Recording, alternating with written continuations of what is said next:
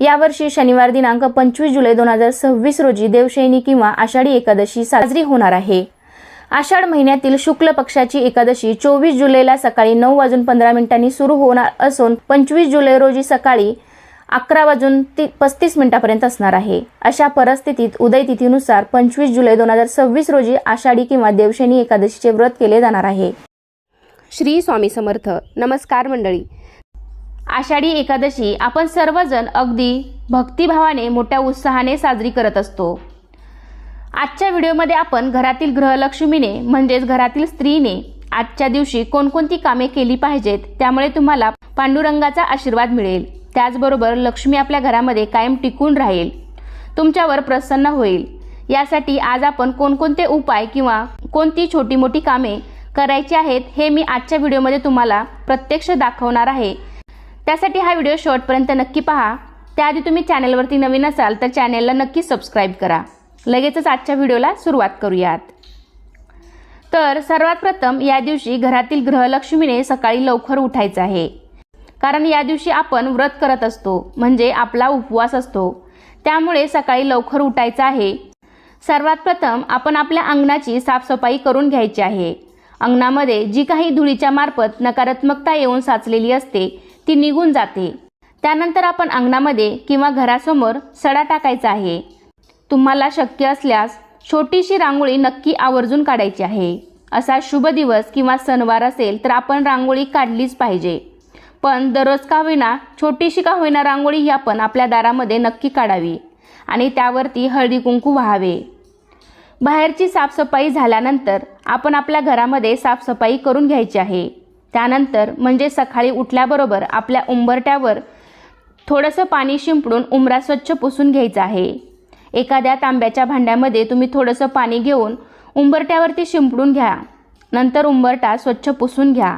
उंबरट्यावरती सुद्धा बरीचशी नकारात्मकता धुळीच्या मार्फत येऊन साचलेली असते, त्यामुळे आपल्याला आपला उंबरटा सुद्धा स्वच्छ करून घ्यायचा आहे।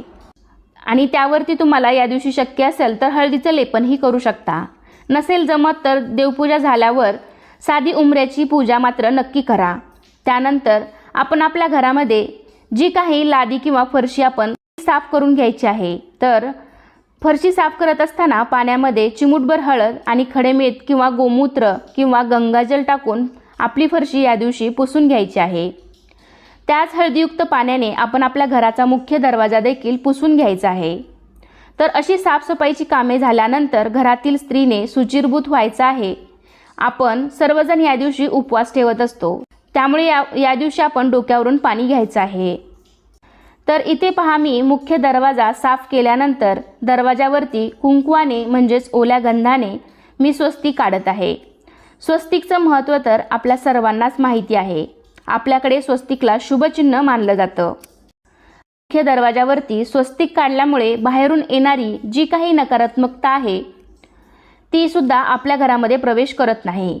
ही तिथी भगवान विष्णूला समर्पित आहे, त्यामुळे जिथे भगवान विष्णूंचा निवास असतो तिथे माता लक्ष्मी नेहमी वास करते। त्यामुळे आपण भगवान विष्णूंची किंवा माता लक्ष्मीच्या आगमनाची तयारी अशा प्रकारे करू शकतो। त्यानंतर सकाळचं सर्वात महत्त्वाचं आणि मोठं काम म्हणजे आपली रोजची देवपूजा। ही तर आपण या दिवशी आवर्जून करायचीच आहे। जर तुमच्याकडे भगवान विष्णूंची मूर्ती किंवा फोटो असेल तर भगवान विष्णूंना अभिषेक घालून त्यांच्या मूर्तीसमोर बसून तुम्ही विष्णू सहस्रनामाचं पठण देखील करू शकता, कारण एकादशी ही भगवान विष्णूंना अत्यंत प्रिय आहे। त्यामुळे या दिवशी आपण प्रभू विष्णूंची अगदी मनोभावे पूजा करायची आहे। विष्णू सहस्रनाम पठण करायचं आहे। आणि जर तुम्हाला वाचता येत नसेल किंवा एवढा वेळ नसेल तर तुम्ही मोबाईलवरती यूट्यूबला सर्च करून एखाद्या स्पीकरवरती लावून अगदी घरातील कामे करता करता सुद्धा तुम्ही हे ऐकू शकता, तरीही तुम्हाला त्याचं संपूर्ण फळ मिळेल। हे विष्णू सहस्रनाम दिवसभरात तुम्ही कधीही ऐकू शकता। त्याचबरोबर आषाढी एकादशी आहे तर तुम्ही विठ्ठल विठ्ठल असा नामजप देखील करू शकता। त्यांची विठ्ठलाची गाणी ऐकू शकता, माळीवरती विठ्ठलाचा जप करू शकता। म्हणजे या दिवशी आपल्याला जे काही मंत्रजाप नामजप करता येईल तेवढे अवश्य करावे। तर बघा, आपली नित्य देवपूजा झाली, पण अशा विशिष्ट दिवशी आपण विशेष अशी विठ्ठलाची पूजा सुद्धा वेगळी मांडू शकतो। तुम्ही जिथे पूजा मांडणार आहात ती जागा स्वच्छ करून तिथे चौरंग ठेवून त्यावरती पिवळं वस्त्र अंथरायचं आहे आणि त्यावरती आपण विठ्ठल रुक्मिणीची मूर्ती तुमच्याकडे असेल तर ती स्थापन करायची आहे. विठ्ठल रुक्मिणीच्या मूर्ती तुमच्याकडे नसेल, विठ्ठल रुक्मिणीचा फोटो असेल तर त्यावरती तुम्ही फुलाच्या साहाय्याने पंचामृत शिंपडून असा अभिषेक सुद्धा करू शकता. किंवा मग आपल्या घरामध्ये प्रत्येकाच्या घरामध्ये बाळकृष्णाची मूर्तीही असतेच, तर बाळकृष्णाच्या मूर्तीवरती सुद्धा तुम्ही या दिवशी अभिषेक करू शकता. विठ्ठल रुक्मिणीच्या मूर्तीला सुद्धा अभिषेक घालून आपण पंचोपचारी पूजा करून घ्यायची आहे. या दिवशी मात्र आपण विठ्ठलाला तुळशीपत्र अर्पण करायला विसरायचं नाही. भगवान श्री हरी विष्णूंची सुद्धा तुम्ही पूजा केली असेल तर त्यांना सुद्धा तुळशीपत्र आवर्जून वाहा. मात्र तुम्ही गणपतीला तुळशीपत्र वाहू नका. तुम्ही गणपतीला दुर्वा किंवा जास्वंदीचं फूल वाहू शकता. मात्र श्रीहरी विठ्ठल आणि प्रभू विष्णूंना तुळशीपत्र आवर्जून वाहा, ते त्यांना अत्यंत प्रिय आहे. जर तुमच्याकडे विठ्ठल रुक्मिणीची मूर्ती असेल तर अभिषेक घालून तुम्ही पूजा करू शकता. किंवा फोटो असेल तर फोटोची देखील पूजा करून फोटोला हार वगैरे घालू शकता. पूजा झाल्यानंतर सर्वात शेवटी आपल्याला श्री गणेशाची आणि विठ्ठलाची आरती म्हणायची आहे. घरामध्ये घंटानाद करायचा आहे. आपल्या मनामध्ये सुद्धा या दिवशी कोणतेही वाईट विचार आणायचे नाहीत. जेव्हा आपण एखादं व्रत ठेवत असतो त्या दिवशी आपलं आचरणही चांगलं असलं पाहिजे आणि आपले चांगले विचार हे आपल्याबरोबर असले पाहिजेत. या दिवशी आपल्याला इतरांबद्दल काही वाईट बोलायचं नाही किंवा कोणाबद्दलही आपल्या मनामध्ये या दिवशी राग ठेवायचा नाही. आपल्या घरामध्ये वादविवाद होत असेल तर मात्र या दिवशी आपण अवश्य तो टाळला पाहिजे. हा दिवस एवढा पवित्र आहे की आपण आपला पूर्ण दिवस अगदी देवाच्या भक्तीमध्ये रंगून जावा अशा प्रकारे साजरा करायचा आहे. शक्य होईल तेवढा दिवस आपल्याला देवाच्या मंत्रांनी जप करत घालवायचा आहे. तर या ठिकाणी बघा, सकाळची नित्य कामं झाली, नित्य देवपूजा झाली, पांडुरंगाची विशेष पूजा झाली. त्यानंतर सर्वात शेवटी या दिवशी मात्र तुळशीची पूजा करायला विसरायचं नाही. तुळस ही विष्णुप्रिय आहे, आपल्या सर्वांनाच हे माहीत आहे. त्यामुळे या दिवशी आपल्याला तुळशीची अत्यंत मनोभावे पूजा करायची आहे.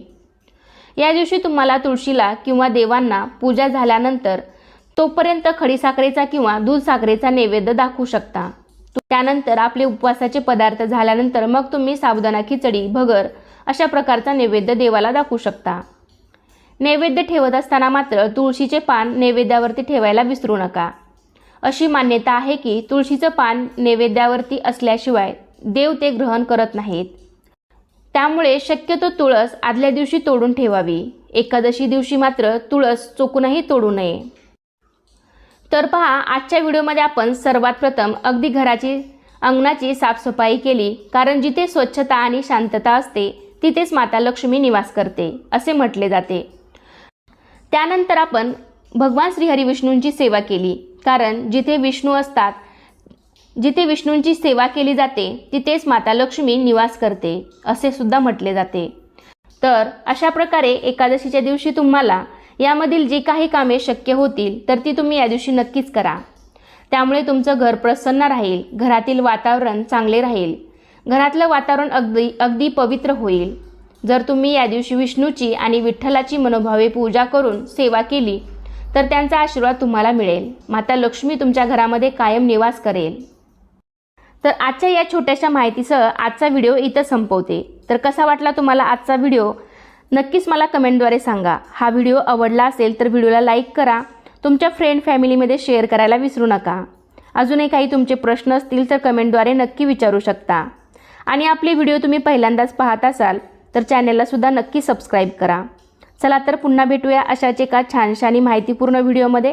तोपर्यंत धन्यवाद. श्री स्वामी समर्थ.